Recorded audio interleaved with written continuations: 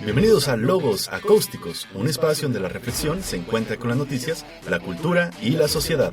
Sumérgete con nosotros en conversaciones profundas y reflexivas sobre los temas más relevantes de nuestro mundo actual. Exploraremos ideas, analizaremos noticias y debatiremos sobre la interacción entre la cultura y la sociedad. Prepárate para expandir tu mente y explorar nuevas perspectivas en cada episodio. Hola, ¿qué tal? Muy buen día. Estamos aquí reunidos un día más, un nuevo podcast y sobre todo en este día conmemorar el 21 de marzo, que es el Día Internacional de la Poesía. Y qué mejor que con un experto en el tema, nuestro queridísimo amigo y compañero Luis Fernando Rangel. ¿Qué tal? Muchas gracias por la invitación. Y claro que sí, también estamos aquí con Naomi González e Irving Jiménez. Un placer poder acompañarles y poder hablar sobre este tema tan rico, ¿no? Y tan jugoso, que se le puede sacar mucho tema de provecho. Pues bueno, vamos dando inicio aquí con nuestra queridísima Naomi. Hola, mucho gusto. Bueno, vamos a dar una pequeña introducción de este Día de la Poesía, de dónde son sus inicios. Y bueno, la UNESCO lo celebra cada 21 de marzo, conmemorando una de las formas más preciadas de expresión e identidad y lingüística de la humanidad. Y pues ya que la poesía es practicada a lo largo de la historia, que sirve para contar historias, ya sea de, bueno, ahora que estoy viendo en la literatura mexicana, poesía relacionada con los exilios, con lo de la Revolución Mexicana, Claro. de estos que tuvieron que ser dejados por una parte de ellos, pero también de amores, desamores. Y quiero iniciar con Rangel preguntándole, ¿a qué edad o en qué etapa de tu vida empezaste por este amor a la poesía? Bueno, pues yo siempre estuve rodeado de mucha literatura, entonces como que siempre me gustó muchísimo leer. Comencé a leer otras cosas que no eran poesía, empecé a leer como historietas, cómics, cosas así, pero poesía como tal, yo creo que empecé a leerlo como con más interés en secundaria. Una maestra de secundaria nos puso a leer algunos poemas de Sor Juana y como que ahí algo me hizo como este cliccito que dije, me interesa, ¿no? Como que descubrí algo que me fascinó, que me resultó como maravilloso. Y ya después en bachilleres como que ya empecé a leer con un poquito más de seriedad, ya a buscar más poetas. Ya me encontré con Jaime Sabines, con Efraín Huerta, como que ya me generaban más inquietudes y ya decía, oye, yo puedo hacer esto, creo que yo puedo escribir, creo que yo puedo, obviamente no como ellos, pero como que dije, tengo este interés de Claro. aparte de leer, también escribir, ¿no? Entonces, me gustaba. Motivaciones. Sí, y como aparte eran poetas que eran aparentemente muy simples, como que hacían mucho clic con esto tan cotidiano y tan, no sé, como como poder escribir de cualquier tema y saber que en lo cotidiano hay como poesía, ¿no? Que a veces pensamos que la poesía es como, no sé, sublime, que nomás está Claro. como flotando ahí arriba como si fuera algo inalcanzable. Entonces, leer a estos poetas me hizo darme cuenta que la poesía no era inalcanzable, sino que estaba como ahí en la vuelta de la esquina. Claro. Y en lo personal, bueno, ¿cuál es tu eh, enfoque principal en los poemas? O también, ¿cuál es tu motivación para el momento de escribir? No sé, el amor, tu pareja, algún tipo de clima, no sé. A mí algo que me parece como fundamental y que me gusta muchísimo es el asombro. Ok. Yo envidio muchísimo la capacidad de asombro que tienen los niños. Claro. Y creo que es algo que deberíamos reaprender porque lo vamos perdiendo, ¿no? Creo que se nos quita esta capacidad que tienen los niños de preguntar siempre todo. Quieren saber siempre el porqué de las cosas, ¿no? Siempre preguntan qué hay detrás. Y creo que cuando uno va creciendo va perdiendo esa capacidad porque lo van limitando a uno, ¿no? Y es como que no preguntes esto y se va cortando esta creatividad y esta motivación y esta Claro. curiosidad. Entonces, yo creo que lo que más me gusta escribir es justamente el asombro, ¿no? Cuando algo me emociona y me desborda, creo que soy como este niño que está de nueva cuenta jugando y que llega con su mamá a platicarle las cosas, ¿no? Qué padre. Como cuando uno le pasa algo en la escuela, llega y le dice, mamá, hoy en la escuela me pasó esto y esto y esto. Entonces, cuando uno cuenta con esa emoción, creo que gran parte de la poesía está en ese sentimiento, ¿no? En ese asombro, en esa emoción que nos lleva a que en lo cotidiano, en el día a día, descubramos como cosas nuevas, ¿no? Como Claro. que cosas asombrosas. Un asombro sin filtros, ¿no? Sin Ok. prejuicios. Ajá. Y por ejemplo, ahora que mencionaste la creatividad, ¿hay un proceso que tú tengas a la hora de escribir, ya sea cierto tipo de música como dijo Irving ahorita, o sea, de que tiene que estar nublado, soleado para que me denote esa emoción. El espacio. Fíjate que mis procesos creativos son como bien caóticos. Yo siempre fui ese niño que mientras estaba dando clases, yo estaba dibujando, rayando. Ok. Entonces, bueno, un poquito de neurodivergencia por ahí. Pero siempre como que para poder poner atención, tenía que estar haciendo otras cosas, ¿no? Y de pronto, el proceso creativo se vio vinculado con eso. A veces si estaba en una clase, en bachilleres, yo empezaba como que a dibujar y de pronto como que salían algunas cositas para escribir. Todavía no como que lo tomaba con seriedad. Porque bueno, a esa edad realmente uno no se toma las cosas con seriedad. Pero como que ya empezó a ver algo. Ya después en la carrera, cuando estudié letras, que ya como que asumí más este compromiso de escribir poesía. Claro. En clases me pasaba igual, ¿no? A veces mientras estaban explicando, así yo estaba escribiendo. Entonces como que mi proceso creativo lo empecé a perfilar desde ese tipo de cuestiones, ¿no? También me gusta mucho escribir a mano, pero soy muy caótico, tengo así como muchas libretas, me gustan mucho las libretas, entonces tengo muchas libretas y tengo como que todos mis textos regados en diferentes libretas y a veces es como medio caótico darle pies a lo que estaba escribiendo, ¿no? Porque puede estar un verso en un lado, un verso en otro lado, entonces al final es como que dije, ay, ¿dónde dejé las cosas? No tengo que estar revisando libreta por libreta. Y otra cosa es que me gusta mucho como que dar formato a las cosas, ¿no? Ya cuando como que quiero empezar a darle forma al proyecto que estoy trabajando, soy bien obsesivo y llego a la computadora y luego es como que empiezo a poner todo así de que Times New Roman 12, justificado, interlineado y empiezo como a hacer las cosas, ¿no? Porque me ayuda también como a dar cierta estructura mental a lo que estoy aterrizando, ¿no? Ya el hecho de tener una estructura dentro del mismo documento de Word me ayuda como yo a sentir que tengo que estructurar lo que estoy escribiendo. Tienes un orden en tu proceso caótico. Sí, sí. Un orden en tu desorden. Como que ya al final lo aterrizo y justamente como que al principio es tan caótico que ya cuando tengo que aterrizarlo ya digo, ya tengo que tener orden aquí. Claro, Pero claro. a mí se me figura que por lo mismo que la travesía que de ser estudiante, de que al menos acá nosotros en letras es de Times New Roman, 12, Sí. interlineado 1.5 o 2.0, dependiendo del maestro, justificado, con la sangría, o sea, como ese proceso al inicio, siento que ya se te queda arraigado, Automático. o sea, aunque hagas otra cosa, ya sea una idea general, como que ya tu mente Claro. lo procesa de esa manera.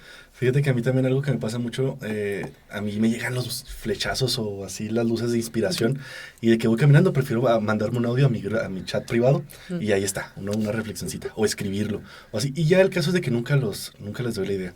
O sea, como que nomás se quedan como momentos de inspiración, los flashbacks y ya ya nunca, ahí se quedan como que en el Eso de olvido. las libretas, en la Sí. feria que hubo hace unos días de libro, alguien dijo, ay, es que ya tengo muchos libros, y no sé si comprármelo. Yo, es que son dos cosas distintas, Sí. son dos hobbies distintos, leer y comprar. O sea, Claro. puedes comprar Sí. muchos libros, en este caso libretas, no usar la mayoría porque te enfocas en terminar uno. Ujú. Y, Perdón, adelante. y por ejemplo es bien común esto de tener en WhatsApp un chat chat para ti privado. mismo, para ajustar. Lo que también pasa, ¿no? Yo a veces cuando voy en el camión voy escribiendo, Sí. o bueno, no es que vaya escribiendo, pero me llegan así como chispazos. Ujú. Y como que digo, antes de que se me vaya la idea, porque ahorita no me voy a poner a escribir, pero ok, la idea es esta, y la aterrizo así como Claro. que esto. Ya después a veces regreso a ellos, a veces como tú, ya no regreso. Ya no regresan pero- y ahí se quedan Ajá. en el olvido. Fíjate que también en el camión es un tema que también me gustaría hablar sobre Ok. la música. Ok. A mí me llegan muchos momentos de inspiración en la música, como que me sensibiliza mucho Ujú. y me toca el corazoncito de pollo, ¿no? Y me pongo a reflexionar. Bob Dylan ganó el premio Nobel en la literatura porque fue una innovación, ¿no?, a estos procesos de poesía y todo esto. Tú, en torno a la poesía y a la música, ¿cómo te relacionas? ¿Cuál es tu interacción? A mí sí me gusta muchísimo la música, siempre me he considerado como una pequeña rocola. Ujú. En gran medida Lo confirmo. en gran medida por mis padres, porque mis padres siempre escucharon música. Mi papá escuchaba así desde, no sé, desde Oscar Chávez. Digo, Oscar Chávez. Chava Flores, Juan Gabriel, Roberto Carlos, o sea, como que hasta, no sé, Carlos Gardel con tangos. Sí. José Alfredo Jiménez. Y mamá, por otro lado, también era como escuchar un poco de eso. Entonces, como que sí había bastante variedad, ¿no? Claro. Y por ejemplo recuerdo muchísimo discos como muy específicos, como el de Corridos de Caballos de Antonio Aguilar, Ok. o uno que se llama, creo que se llama Antonio Machado, tal Ujú. cual, que es de Serrat, en el que musicaliza poemas de Machado. Y pues ahí viene la canción de Cantares, que es como de las más famosas de Serrat y que a la vez es como de los poemas más famosos de Machado y que justamente creo que son famosos porque como que se retroalimentan uno del otro. Ujú. Entonces como que siempre estuve muy vinculado a la música y también desde la música descubrí como mucho la poesía, ¿no? Ok. También en una etapa como medio rebelde, pues, empecé a escuchar como mucho rock, mucho ska, Ok. inclusive mucho rap. Y siento que a veces la gente ve a la música como algo menor, pero creo que la entrada a veces a la literatura se puede dar desde la música de formas Claro. asombrosas, ¿no? Por ejemplo, hay canciones como la canción de las batallas de Café Tacuba, Ujú. que es una canción que nace a partir del libro de las batallas en el desierto de José Emilio Pacheco, Ujú. y que hay una historia como bien bonita que mismo Rubén Albarrán cuenta, que una vez en un concierto de Café Tacuba se acerca un chico con el libro de las batallas en el desierto y le dice, ¿me lo firmas? Y le dice Rubén Albarrán, no, Wow. pues yo no soy el autor. Dice, no, pero gracias a que escuché la canción, Esa, leí el libro. Oh. tuvo esa sí, claro. Y que a la vez está bien bonito porque en esa canción hay un coro que es de un bolero que se llama Obsesión. Entonces Ok. es como una especie de dinámica muy interesante, ¿no? En el que se crean como estas líneas para acercarse a otras cosas, ¿no? Ujú. Entonces me hace como muy bonito. Y del rap, que de pronto es como medio denostado, eh, pasa mucho que pues en el rap vemos muchísimas figuras retóricas en cuanto a ritmos, en cuanto, no sé, Ujú. aliteraciones, calambur, ese tipo de cosas que de pronto en academia es como, ah, sí, son súper formales. En el rap se da como una forma bien intuitiva, ¿no? Porque lo que se busca es esta sonoridad de las palabras. Sí, Y bueno, pues también dentro de los corridos, pues las estructuras de los de los corridos. octasílabos y todo eso que, no sé, me hace interesante la figura de José Alfredo que es tan icónica Ok. porque Ujú. pues era un gran compositor que a fin de cuentas sus letras son como bien impactantes, ¿no? Y que dicen que no sabía de música, pero uno se pone a ver sus letras y muchas tienen una métrica como bien exacta y bien perfecta, ¿no? Unas acentuaciones muy marcadas, muy rítmicas. Ujú. Entonces, sí crecí muy influenciado por toda esa cuestión de música y poesía. Y ya después empecé a descubrir como otros cantantes que a la fecha me acompañan muchísimo, como son pues Bob Dylan, Leonard Claro. Cohen, Nacho Vegas, Ujú. en los que descubrí eh, que hay poetas que también cantan, ¿no? Uy. Ujú. Y hay cantantes que también escriben. Claro. Entonces, cuando pasó lo del Nobel de Dylan, que fue como bien polémico, yo me sentí súper feliz porque pues, era algo más que obvio, ¿no? Y que, por ejemplo, uno de mis poetas favoritos es Nicanor Parra. Nicanor Parra, en una entrevista en los 2000 le preguntaron que si él iba a ganar el premio Nobel algún día. Ujú. Y Parra, pues con este tono como muy desenfadado, dijo que no, pero que él estaba seguro que Bob Dylan lo iba a ganar algún día. Y pues Y téngale, ahí tuvo está. razón. Wow. Nostradamus se quedó menso ante él. Sí, sí, sí. Ok, hace unos episodios hablábamos sobre los procesos creativos y hablamos de nuestros procesos de que a Irvi le gusta escuchar música clásica para concentrarse y escribir a full. Yo soy un poco más caótica de que tengo que estar con la tele, audífonos Ujú. De y una, todo. ajá, y hasta que llega un punto en donde necesito el silencio alrededor, pues sigo con el audífono.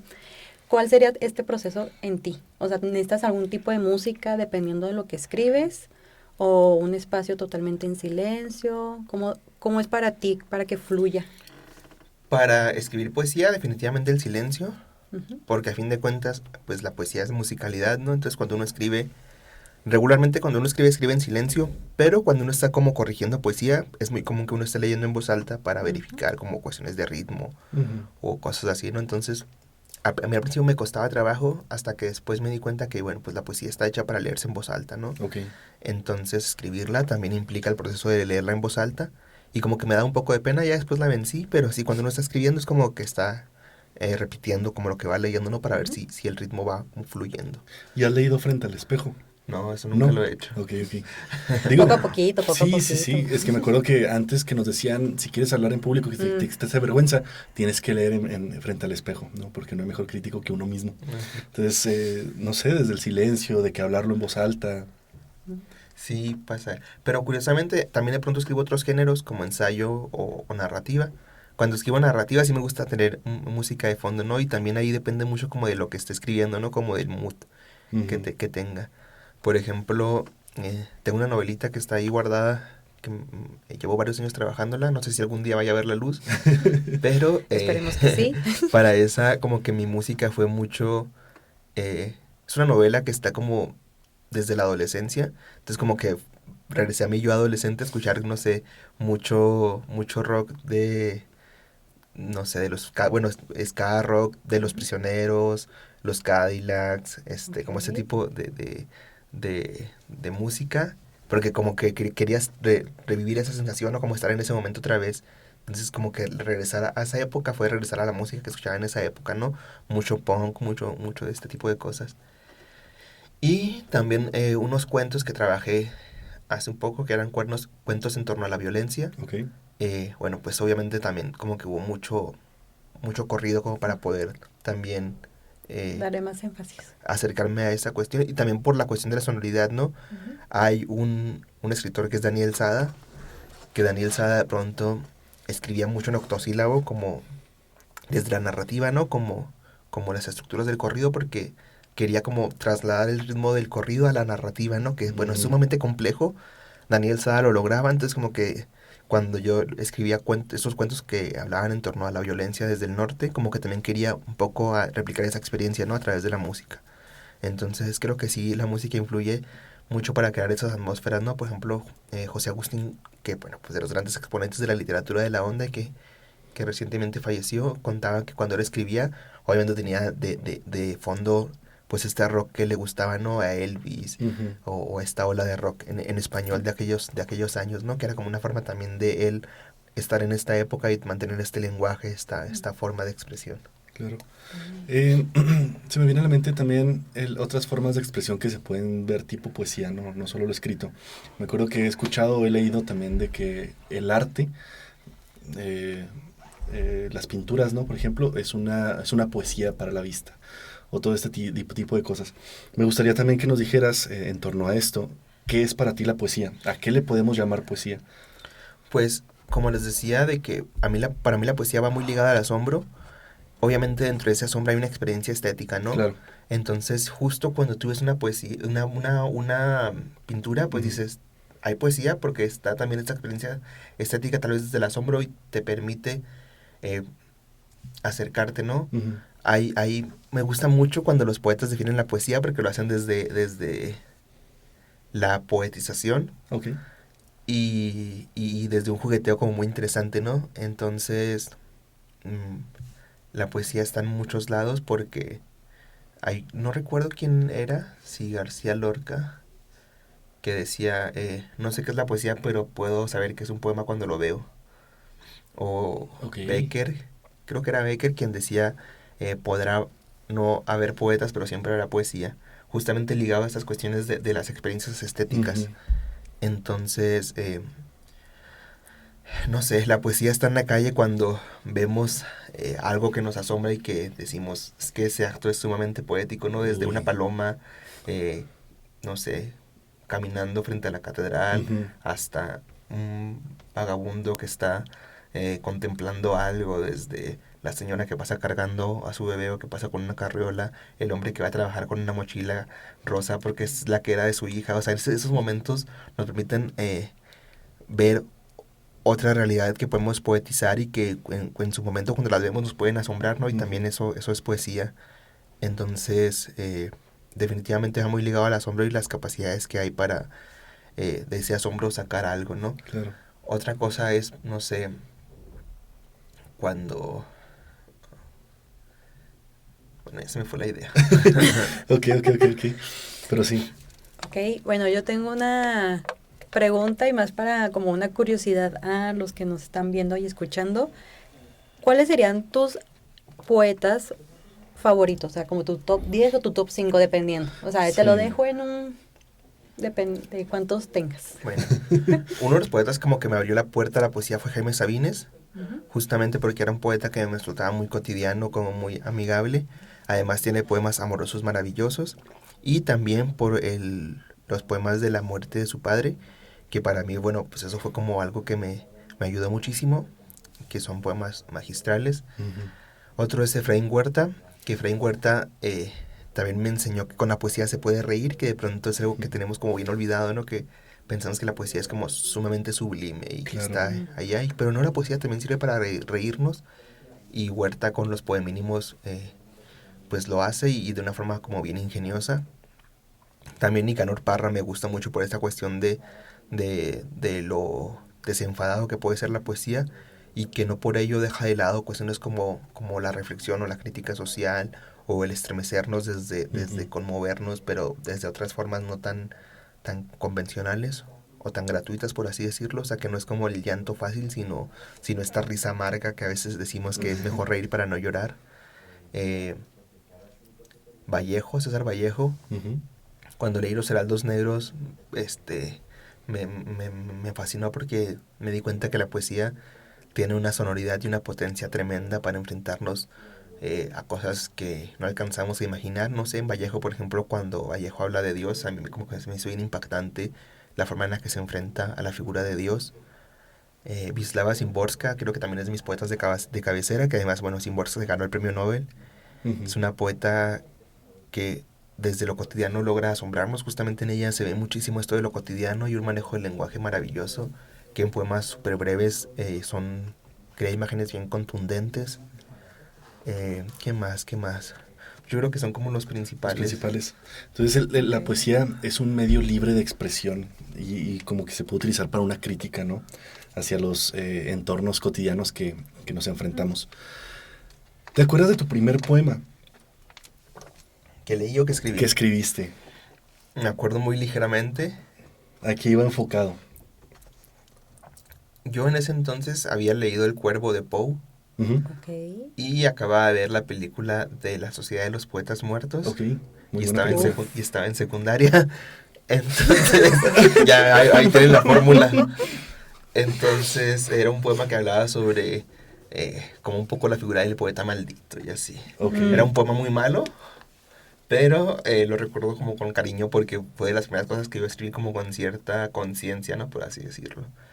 Después escribí un poema en bachilleres que hablaba sobre el paisaje, como esta cuestión de las montañas vistas desde la figura de un vaquero, así como porque bueno, está inspirado un poco en mi abuelo, bueno, en mis abuelos, un poco desde la desolación. Ese ya lo escribí con un poquito más de seriedad, y como que me gusta mejor considerar ese mi primer poema, Ok, ok, ok. porque ese Más formal. todavía había cosas que puedo rescatar y que me gustan. Y el otro era como súper malo, súper cliché, pero era como, pues era lo que había, pues. Claro. Pues No. lo que dicen de que hay que ir practicando constantemente la poesía, algo que al menos a mí los maestros me han comentado de es irla perfeccionando para salir de estos lugares comunes, por el típico de que los labios rojos de esa bella, es como que Sí. no, es un lugar muy común, o sea, descríbelo de otra manera, o sea, describe ese rojo con alguna fruta o algo de la naturaleza. Fíjate qué interesante que menciones eso. Una vez estaba en mi clase de, no me acuerdo qué clase, la neta. Se me fue el Bueno. rollo. Bueno, estaba en una clase. Creo que, bueno, no me acuerdo. En una clase, Sí, en una clase, dejémoslo en una dejémoslo en una clase. clase. Pero que era mucho el confrontarnos, ¿no? O sea, un autodescubrimiento, una introspección muy profunda. Y me acuerdo que una vez hice un poema, pero viéndome al espejo, porque es muy fácil alucir al otro, ¿no? A un paisaje, a algún entorno, pero a uno mismo se vuelve muy complicado, ¿no? Entonces, sentarme frente al espejo con una hoja y un papel y tratar de poetizar o de hacer una reflexión de mí mismo, híjole, se me hizo algo muy complicado, pero algo muy interesante. La verdad, sí, como que ahora sí sensibilizarme desde mi propia experiencia, desde mis ojos, desde verme, ¿no? En un espejo y ahora sí, eh, de todo a todo, ¿no? O sea, Pues hablar. pues te quitaste la máscara que presentas por ejemplo, ante nosotros, que Claro. somos compañeros y colegas, la que presentas con otras amistades, ante la sociedad. Sí. Cuando ya estás tú solo en tu espacio, ya te vuelves vulnerable. Ujú. Y a mí, bueno, no sé, aquí me va a corregir el poeta. El poeta. Para mí es como difícil llegar a ese punto de vulnerable. O sea, muy pocos autores o poetas lo logran. Ok. Y es que sí, pasa mucho que hacen esa comparación, ¿no? De que dicen que cuando uno escribe narrativa lo que hace es mentir, porque a fin de cuentas estás estableciendo un pacto ficcional en el que básicamente le dices a tu lector, mira, yo te voy a mentir, pero tú me la vas a creer. Ok, claro. Pero cuando lees una novela, pues lo que estás haciendo, no estás creyéndote una historia que te están contando. Pero con la poesía pasa lo contrario, con la poesía no puedes mentir. Con la poesía es como, este soy yo, y es como desnudarte, ¿no? Como mostrarte así tal cual. Porque estás exponiendo como lo más íntimo de ti, ¿no? Y por ejemplo, pero también es la magia de la poesía, ¿no? Porque está mucho esta frase de Chekhov que dice que lo universal, lo local es lo universal, perdón. Y es cierto, ¿no? Ponía el ejemplo de Jaime Sabines. Cuando Jaime Sabines escribe algo sobre la muerte del mayor Sabines, está hablando de la muerte de su padre, está hablando de su dolor, ¿no? Pero cuando mi padre falleció, para mí leer eso era la muerte de mi padre y era mi dolor, ¿no? Entonces era como una forma de emanarnos a través de lo que para él era su dolor, también yo sentirlo como mi dolor, ¿no? Y tiene mucho sentido porque el mismo Sabines, cuando define poesía, dice que la poesía es un puente que se tiende entre una soledad y otra, ¿no? Entonces justamente nosotros desde nuestras soledades tendíamos ese puente de diálogo a través de la poesía. Entonces creo que la poesía nos permite justamente esto, no mostrarnos tal cual somos, y es bien complejo, ¿no? Porque ¿quién quiere mostrar dónde es débil? ¿Quién quiere mostrar su vulnerabilidad? ¿Quién quiere mostrar ese tipo de cosas, no? Es como, al contrario, que siempre tratamos de irlas como encubriendo. Entonces que en la poesía tengas este espacio para mostrarte, pues es como bien bonito, pero también bien complejo, ¿no? Sí. ¿Te acuerdas de este poema que donde te sentiste más vulnerable, ya sea en tu adolescencia, inicios de la carrera, actualmente, que hayas soltado tu como tuyo, sin tanta máscara, así de al 100% vulnerable? Pues yo creo que fueron los poemas que escribí cuando falleció mi papá. Ese libro, en un principio, fue un libro del que renegué mucho, pero también que me dio muchas satisfacciones, porque mi papá fallece en marzo y ese libro lo mandé a concursar porque, bueno, primero nació como una especie de diario, y después dije, ok, tiene como cierta estructura, y lo fui trabajando y lo mandé a un premio, que era el Premio Estatal de Poesía Joven. Ganó y a los 2 años se publicó. Cuando se publicó, como que yo no estaba tan convencido porque sentía que era como mi berrinche de la muerte de mi papá, pero ya después como que lo vi como esta perspectiva de que dije, bueno, pues es que en ese momento eso sentía, eso pensaba, y tal vez cuando alguien lo lea puede empatizar porque Claro. pues puede sentir o pensar lo mismo, ¿no? El libro, pues desde el título era como súper fatalista, lo que se llamaba, se llama Dibujar el fin del mundo, Ok. porque bueno, pues en ese momento para mí era el fin del mundo, ¿no? Claro. Entonces, pues sí, ¿no? Siento que fue como cuando más me expuse, porque después escribí otro libro también sobre la muerte de mi padre y sobre la muerte de personas cercanas, como, no sé, mi abuelo o así, pero como que ahí había tanto tiempo ya de por medio entre la muerte, que ya era como, eran poemas que hablaban como más desde la nostalgia, ¿no? Como que ya era un dolor que había madurado hacia recordar con cariño, pero ya no reclamar, sino simplemente como desde la añoranza un poco. Pero el primero sí era como más este sentimiento como más doloroso, como más desgarrador, como más, no sé, como más el reclamo. Vaya, qué interesante también esta parte de publicar para que todos vean, como lo mencionábamos ahorita, ¿no? Esta de incluso desnudarse ante el lector, ¿no? Y desde sus emociones. Les comentaba a mis compañeros, ¿no? Que a mí la verdad sí me daba un poco de vergüencita, ¿no? El publicar, escribir algo, porque si era como que, ay, escribe poema, que no sé, como que los prejuicios de los otros sí me conflictuaban. Pero bueno, ¿tú qué recomiendas? Lo hablábamos también en el podcast pasado, de la importancia de escribir, de leer, ¿no? De que no se desmotiven para poder publicar sus pensamientos, sus escritos, artículos, ideas. ¿Tú qué le recomiendas a esas personas que nos escuchan, que tienen la intriga de publicar, de escribir, de compartir, de sincerarse en un papel y poder dejarles la libertad a que alguien más lo lea, ¿no? Yo tengo, bueno, atesoro como 2 consejos fundamentales que me dieron mis maestros, que me gustan mucho porque son muy ciertos, y uno de ellos es que, aunque parezca una obviedad, a veces lo dejamos de lado, y es que a escribir se aprende escribiendo. Ok. y que tiene que ver mucho justamente con los procesos, ¿no? El ejemplo era como el del bebé que gatea, camina y corre. No puedes ver a un bebé corriendo porque es como raro, ¿no? Ujú. Porque justamente hay procesos y para aprender a escribir, como luego se dice, hay que soltar la mano, ¿no? Ujú. Entonces, el mejor ejercicio para la escritura es la escritura, entonces empezar a escribir. Y también cuando escribes tener esa conciencia de que no todo lo que escribes es publicable, Claro. pero justamente estás aprendiendo a adquirir las técnicas de escritura, ¿no? Como decir, ok, puedo estructurar mi pensamiento para aterrizar lo que pienso, Ujú. y ya es un gran paso para comenzar a escribir como de una forma más seria. Y otro consejo es que hay que leer 1 tonelada para escribir 1 gramo, que Uy. justamente va muy ligado a la tradición literaria, porque a veces de pronto cuando uno es joven y quiere escribir, como que quiere ser así súper disruptor, quiere romper Ujú. con todas las reglas, pero ¿cómo vas a romper con algo que no conoces, no? Entonces conocer la tradición te ayuda también a, si quieres hacer poesía experimental, pues conocer desde qué puntos vas a partir para hacer tu poesía experimental, ¿no? Claro. Entonces tienes que conocer lo que te antecede para saber cómo hacerlo, ¿no? Y de pronto hay cosas que parecen súper innovadoras, pero ya se hicieron hace, no sé, 100 años, 200 Ujú. años. El mismo Quijote es un ejemplo de eso, ¿no? O sea, el Quijote es una novela que mete cuento, mete poesía, juega con la metafficción, juega con la figura del autor que no sabes, o sea, es una novela que juega con muchas cosas que de pronto actualmente es como, ay, estoy jugando con este tipo de cosas, pero Cervantes ya lo hizo.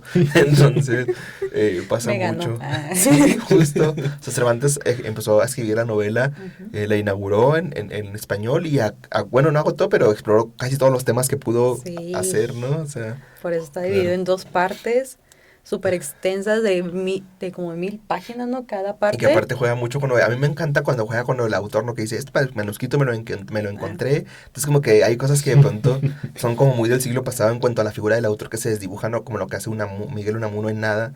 ¿Sí es Nada? No, en Niebla, perdón. En Niebla. En sí, Niebla no, que, nada fue de otra. que también juega como con esta cuestión de la autoría, ¿no? Entonces, pues son cosas que se hacen desde hace muchísimo tiempo. Fuera, o sea, pero anécdota súper random. Me acordé eso del Quijote en la secundaria. Mi maestro de ciencias, o sea, nada que ver con literatura, dijo, a ver, levante la mano quien ha leído el Quijote. Y luego, muy pocos, o sea, yo la verdad, no, porque es un... Van a hacer bullying. Es un libro muy extenso. Entonces dijo, ahora levante la mano quien cree que el Quijote fue una persona real. Ok. Entonces la mayoría levantamos la mano, yo también, porque yo no sabía que era un personaje. Ujú. Dijo, a los que levantaron la mano no están mal, pero a los que no, ¿por qué no la levantaron? Y dijo, es que Cervantes fue el autor y él creó al Quijote, o sea, es un personaje. Y otro de mis compañeros que sí levantó la mano dijo, yo la levanté porque mis papás leyeron el Quijote por partes y el Quijote te hace dudar si realmente existió o no. Porque si lo leí y lo imaginé es real. Ajá. Entonces no sé, como que me acordé de eso del Quijote. Ahora Claro. sí, volvamos a los poetas.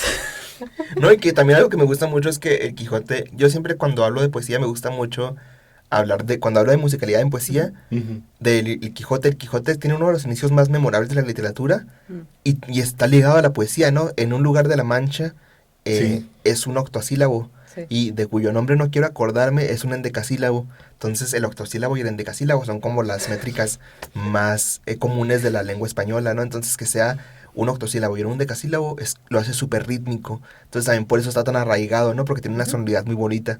Entonces, nada más es como maravilloso que Cervantes haya hecho eso. Y obviamente sabía lo que hacía, o sea, no fue una coincidencia, lo hizo con plena conciencia del lenguaje. Entonces es como súper bonito que el inicio es súper súper sonoro por esa cuestión, ¿no? Una pregunta, y ahí la maestra no me regañe. Cervantes sí era poeta, Sí. ¿sí, verdad? Es que ahora sí quería confirmar, dije, no, que vaya a decir, no era poeta, y luego, no, Naomi, ya te fundaron, sí era. A mí me gusta este tipo de poemas que salen de lo ordinario, ¿no? Por ejemplo, un poema que están escribiendo las palabras y van cayendo, o sea, como que se van cayendo de los renglones. Se me hace muy padre y también estaba leyendo de un poemario, creo que es un poemario que es infinito, que están recortados los fragmentos, entonces puedes ir haciendo infinidad de combinaciones De que cuando lo puedes abrir en una hoja cualquiera, pero acomodas las hojas entre en medio y ya creaste un poema, pero lo vuelves a acomodar de otra manera Y ya cambia. o sea, que se supone que hay como 1000 poemas en Ujú. ese libro, creo. Y Si no me que, equivoco. por ejemplo, pues, va muy de la mano con lo que decíamos, ¿no? Por ejemplo, Creo que Tristán Tzara era de los dadaístas y un método que tenía de escritura era básicamente, pues el dada es como la nada, ¿no? Entonces que la nada o el azar te dictara la poesía. Entonces lo que hacía es que recortaba cachitos de periódicos o de revistas, los metía en un Claro. ratito y los empezaba a agarrar y empezaba a pegar, ¿no? Entonces Oh. así el azar dictaba un poema, ¿no? Y que va muy ligado a ese tipo de cuestiones, ¿no? Que si tienes un libro que están cortados los versos y puedes intercalarlos, es como jugar con esta cuestión de que el azar te dicte el poema, ¿no? Es como una experiencia... Pero sí se consideraría como poemas. Sí, Sí, sin problema. y aparte, porque también son como ejercicios lúdicos muy interesantes, Claro. ¿no? La poesía también sirve para jugar. Y, por ejemplo, en las vanguardias pasó muchísimo, ¿no? Y las vanguardias, de una u otra forma, en el siglo XXI se han actualizado desde otros lados, como las redes sociales. Ujú. Por ejemplo, tenemos lo que hacían los surrealistas con el cadáver exquisito, que es esta cuestión de escribir de manera colectiva, pero Ujú. como, no sé, yo escribo un verso, pero te paso mi hoja y tú no vas a leer lo que yo escribí, tú escribes otro verso. Ah, claro. Entonces, Sí, ese sí, tipo sí. pues son dinámicas colectivas de creación muy interesantes que pasan con, no sé, ciertos blogs, Ujú. cuando alguien escribe algo y alguien más lo complementa, o sea, se da de esa misma forma, ¿no? O, por ejemplo, la escritura automática, que tú escribías así como sin filtros, pasa mucho cuando tú escribes desde el teléfono, así como estos memes de pon esta frase y que tu Que teléfono complete Sí. su autollenado o algo Ajá, así. sí, el autocomplete, pues es lo mismo que la escritura automática, nomás que aquí es desde un algoritmo, ¿no? Pero puedes escribir un poema azaroso desde tu teléfono con el texto predictivo, Uy. que es... Hay que intentarlo. ¿Qué básicamente es como si estuvieras haciendo una escritura automática, ¿no? Ok. Y justamente eso yo lo hice porque una vez, a partir de un taller, hablábamos de las vanguardias y alguien me preguntó que si se podían actualizar y como que empezamos a hablar de cómo han llegado a nuestro tiempo y un poema que hicimos fue un poema a partir del texto predictivo, ¿no? Y fue bien interesante porque cada quien tuvo un poema diferente, Ujú. pero poemas bien, ¿no? El que, bueno, solamente como que le ajustabas ciertas cositas como pequeños arreglitos, pero se construyó un poema bien a partir Sí. del texto predictivo, ¿no? Hablábamos en podcast pasados, ya para ir cerrando este capítulo, y obviamente para que nos puedas leer uno de tus poemas, que estaría muy chido, sobre las inteligencias artificiales. Sí me tocó una vez hacer el experimento de pedirle a una inteligencia artificial que me escribiera un poema.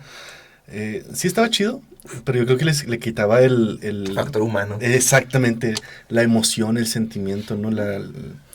La transparencia del sentimiento humano.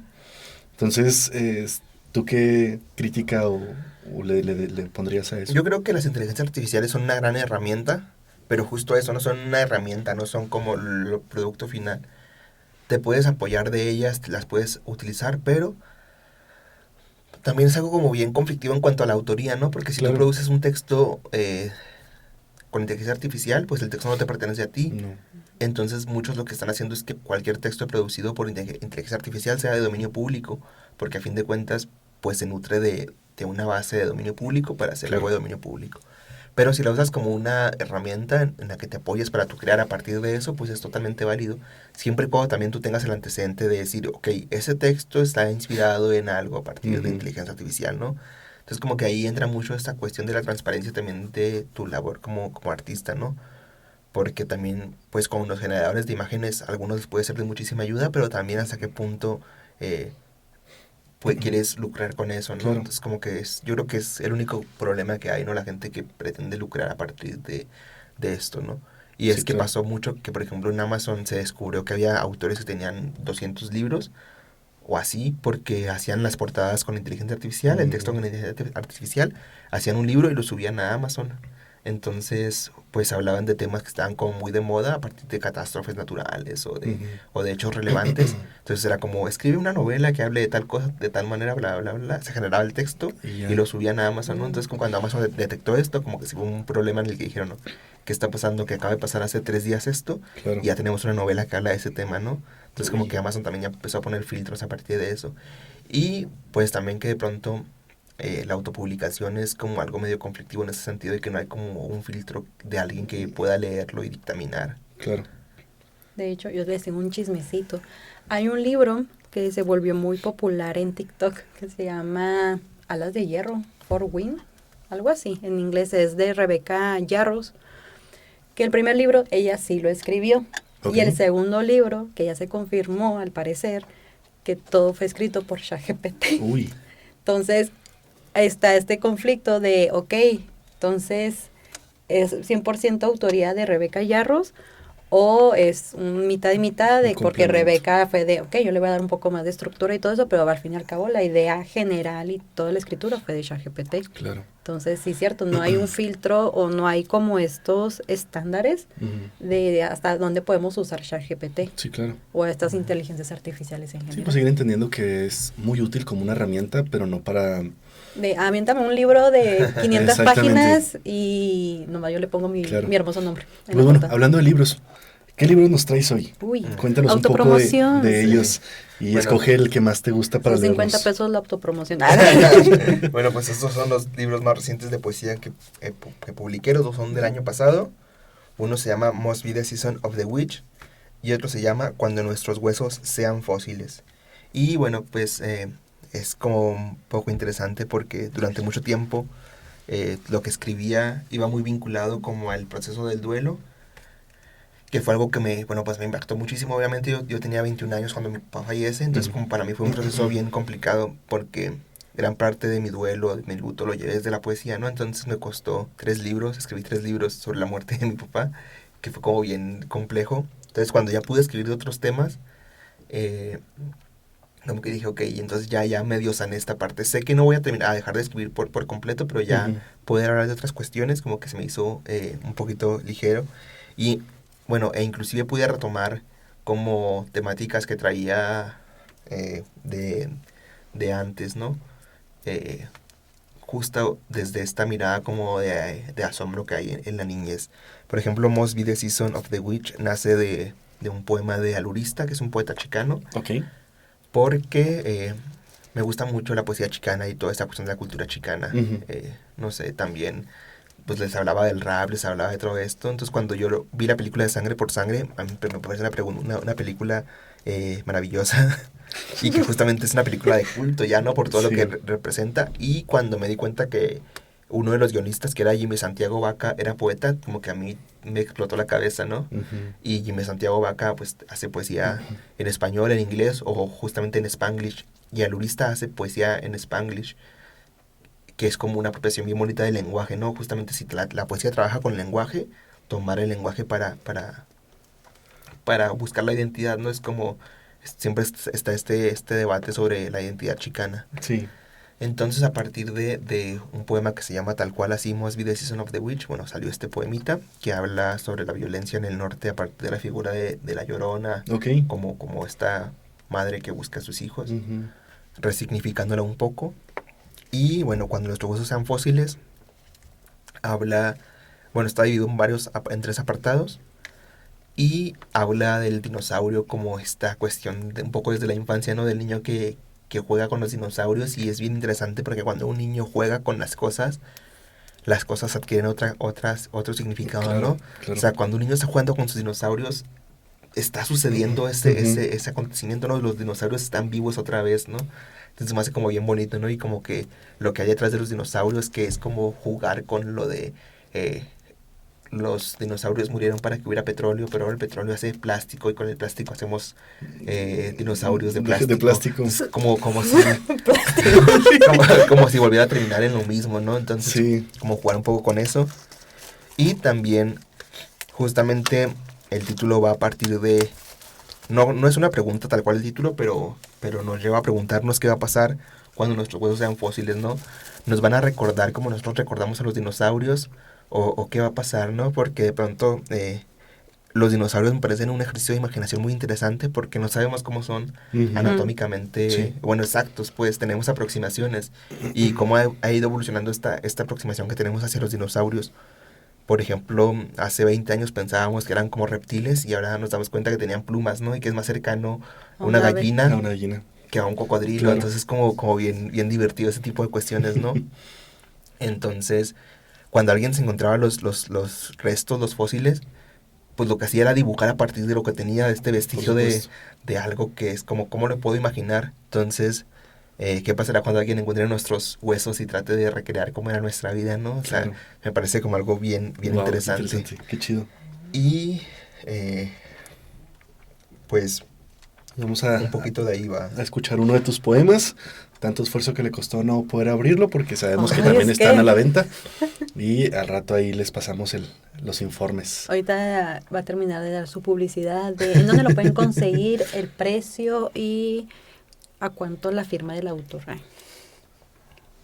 Viejos fósiles. En mi jardín, unos dinosaurios juegan, saltan, corren, persiguen su cola y se confunden con árboles prehistóricos. Mi madre los observa desde la ventana. Mi vecino, sin embargo, no comparte mi entusiasmo. Jugando fútbol los condena al olvido. Allá va la pelota, veloz, para derribarlos y extinguirlos.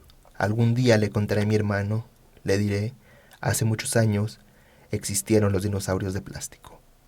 Oh, Uy. qué padre, qué chido. Y sí. Bueno, otro poemita que me gusta mucho justamente en este sentido, lo que Ok. decíamos, se llama Ujú. Carritos y Dinosaurios. Mi sueño siempre ha sido montar al lomo de un dinosaurio, pero ellos murieron hace mucho tiempo. Sin embargo, me queda la nostalgia del petróleo y el consuelo de los automóviles. El motor imita su rugido y la gasolina intuye apenas su sangre. Uf. Qué padre, qué padre. La poesía me gusta por ese sentido, ¿no? Cómo te hace recordar nuevamente varias cosas, traerlo desde la infancia, ¿no? Cuando yo jugaba también con los dinosaurios, ¿no? Con los carritos. Qué padre, muchísimas Y creo- gracias por gracias. compartir. Y creo que todos los niños tuvimos esa etapa de dinosaurios, ¿no? Sí, Sí, sí, sí, sí. mi sobrinito todavía la tiene más o menos. Pues bueno, nos encantaría poder seguir escuchando todos estos poemas. Ajá. ¿Dónde los podemos encontrar? Bueno, tengo una página que es www.otrorangel.com. Ahí pueden encontrar, pues algunos textos que he publicado en revistas y pueden encontrar como los libros que he publicado y dónde conseguirlos. Igual puede ser también por contacto directo. En redes sociales estoy también como Otro Rangel. Y bueno, pues ahí me pueden escribir para comprarme los libritos. Pues aparte de estos todavía hay un par más. Entonces, bueno, pues espero que se animen y que puedan ahí buscarme. Muchas gracias y nuevamente pues recordarles que no se desanimen para escribir, para empezar con estos primeros pasos, ¿no? Desde no podemos correr sin antes caminar. Entonces empezar así y así como también Rangel inició desde la secundaria, desde antes escribiendo poquitas cosas y ahorita ya tener unos libros publicados, pues qué chido. No nos desanimemos incluso nosotros y nosotras y pues vaya. Lo pueden encontrar en sus redes sociales y les propongo una dinámica. Ahorita hablábamos del cadáver delicioso. ¿Sí, no? Sí, es Exquisito. exquisito. Cadáver exquisito. También. Es lo mismo, el cadáver exquisito. No, no es cierto. Entonces en los comentarios vamos a iniciar una dinámica, Ok, ¿sale? va. Iniciamos nosotros Va. dejando ¿Recomendación? una frasecita Ah, y ok. la tienen que ir Cada quien escribe un la verso. tienen que ir complementando. Vamos a ver qué poema. Y sale. al final lo publicamos. ¿Les parece? Va. ¿Sale? Ok. Bueno, Va, muchas va. gracias por estar aquí, muchas gracias a los que nos Gracias están oyendo. por la Nao, invitación. muchísimas gracias también por estar aquí Ay, compartiendo yo el siempre- espacio. Y pues bueno, nos pueden seguir en las redes sociales. Nos encuentran en YouTube y en Facebook como Facultad de Filosofía y Letras Oficial, en Spotify como Logos Acústicos, a Rangel como Otro Rangel en Instagram y en su página web. Y sin más que decir, pues este fue el episodio de hoy. Nos vemos a la próxima. Gracias. Bye. Gracias. Thank you.